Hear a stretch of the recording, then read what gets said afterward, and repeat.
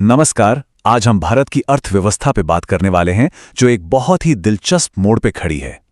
सोचिए, एक तरफ है दुनिया भर से आते दबाव और दूसरी तरफ है एक ऐसा जबरदस्त मौका जो शायद पूरी पीढ़ी में एक बार ही मिलता है। तो सवाल यही है कि भारत इस आर्थिक चौराहे से किस तरफ जाएगा। तो आज हम क्या क्या कवर करने वाले हैं। सबसे पहले देखेंगे कि ग्लोबल लेवल पर क्या चल रहा है जिसका असर हम पर पड़ रहा है। फिर तेल और रुपये के उस नाजुक रिश्ते को समझेंगे जो हमारी जेब पर सीधा असर डालता है।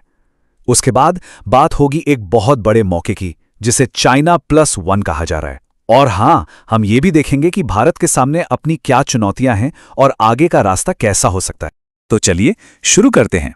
देखिए, कोई भी इकोनॉमी, और भारत जितनी बड़ी इकोनॉमी तो बिल्कुल भी अकेले नहीं चलती। दुनिया में कहीं भी कुछ होता है ना, तो उसका असर यहां जरूर महसूस होता है। और ये बात सिर्फ हम नहीं कह रहे, खुद भारतीय रिजर्व बैंक अपनी रिपोर्ट में कहता है कि इंडियन इकोनॉमी ग्लोबल मुश्किलों से बची नहीं रह सकती। मतलब हमारी अर्थव्यवस्था में दम तो है, लेकिन बाहरी झटकों का खतरा वो हमेशा बना रहता है। अच्छा, तो ये बाहरी मुश्किलें हैं क्या? मोटे तौर पर दो चीजें हैं। एक तो है कच्चे तेल के दाम जो कभी भी ऊपर नीचे हो जाते हैं, और दूसरा है अमेरिका में इंटरेस्ट रेट्स का बदलना। जब भी इन दोनों में से कुछ होता है तो इसका सीधा प्रेशर भारत की इकोनॉमी पर पड़ता है। अब ये अमेरिकी इंटरेस्ट रेट्स वाला मामला क्या है, चलिए इसे आसान भाषा में समझते हैं। सोचिए, अगर अमेरिका में ब्याज दरें बढ़ जाती हैं तो बड़े बड़े निवेशक क्या करेंगे? वो अपना पैसा भारत जैसे देशों से निकालकर अमेरिका में लगाएंगे, क्योंकि वहां उन्हें ज्यादा फायदा मिलेगा। और इसका नतीजा, हमारे बाजारों में विदेशी पैसा आना कम हो जाता है।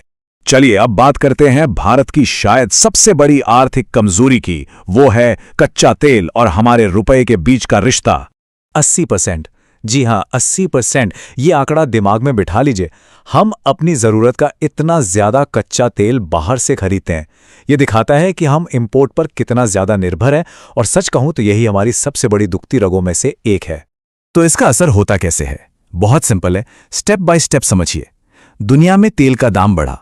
अब भारत को वही तेल खरीदने के लिए ज्यादा अमेरिकी डॉलर चाहिए। जब बाजार में डॉलर की डिमांड बढ़ जाती है तो हमारे रुपए पर प्रेशर आता है और वो कमजोर हो जाता है। ये एक सीधी साधी चेन रिएक्शन है जिसका असर हम सब पर पड़ता है। और इसमें अगर रूस यूक्रेन जैसी कोई बड़ी ग्लोबल लड़ाई छिड़ जाए तो ये पूरी सिचुएशन और भी ज्यादा अनप्रेडिक्टेबल हो जाती है। तेल के दाम तो मानो आसमान छूने लगते हैं, और फिर रुपए पर जो दबाव पड़ता है वो कई गुना बढ़ जाता है। अच्छा, तो अब तक तो हमने सिर्फ चुनौतियों की बात की, लेकिन कहानी में एक जबरदस्त ट्विस्ट भी है। इन मुश्किलों के बीच एक बहुत बड़ा मौका भी छुपा है। दुनिया में एक बड़ा शिफ्ट आ रहा है जिसे कहते हैं चाइना +1, और भारत इस खेल का एक बड़ा खिलाड़ी बन सकता है। तो ये चाइना +1 है क्या चीज? देखिए, पिछले कुछ सालों में, खास तौर पर कोरोना के बाद, दुनिया भर की बड़ी बड़ी कंपनियों को एक बात समझ आ गई है कि सिर्फ चीन पर डिपेंड रहना बहुत रिस्की है। तो अब वो क्या कर रही हैं?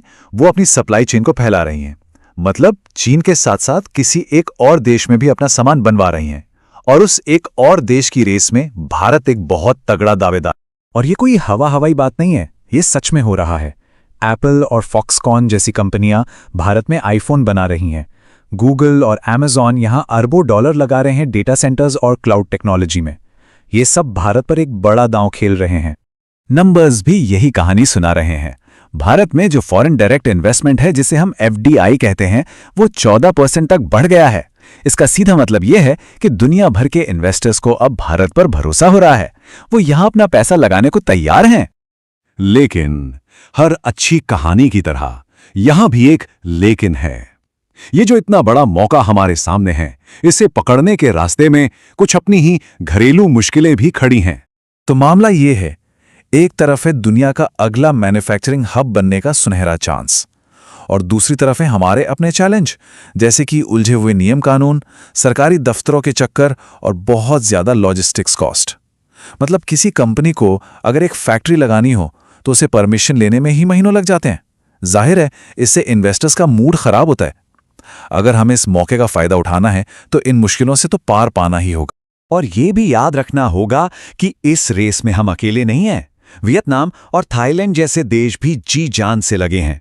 और सच तो ये है कि उन्होंने फ्री ट्रेड एग्रीमेंट्स करके खुद को इन्वेस्टर्स के लिए और भी ज्यादा अट्रैक्टिव बना लिया है।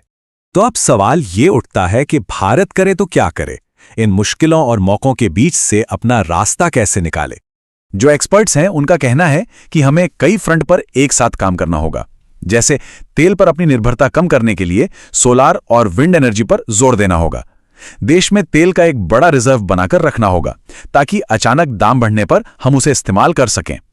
जो कंपनियां तेल इंपोर्ट करती हैं उन्हें हेजिंग जैसे फाइनेंशियल टूल्स इस्तेमाल करने के लिए बढ़ावा देना चाहिए। इससे वो दाम के उतार चढ़ाव के रिस्क से बच सकती हैं। और सबसे जरूरी, अपने रुपए को मजबूत रखना और सरकारी खर्चों पर कंट्रोल रखना, यह भी उतना ही जरूरी है। तो लब्बो लुबाब ये है कि भारत एक रेस में है। एक तरफ है इतिहास बदलने वाला एक ग्लोबल मौका और दूसरी तरफ है अपने ही घर को ठीक करने की चुनौती। हम इस रेस को कितनी तेजी से दौड़ते हैं, इसी पर हमारा भविष्य टिका है। तो सबसे बड़ा सवाल यही है, क्या भारत दुनिया का अगला इकोनॉमिक इंजन बनने की ये रेस जीत पाएगा? क्या हम अपनी अंदरूनी मुश्किलों को दूर करके इस जबरदस्त मौके को पूरी तरह से कैश कर पाएंगे? इसका जवाब तो खैर वक्त ही देगा, लेकिन सोचने वाली बात जरूर है।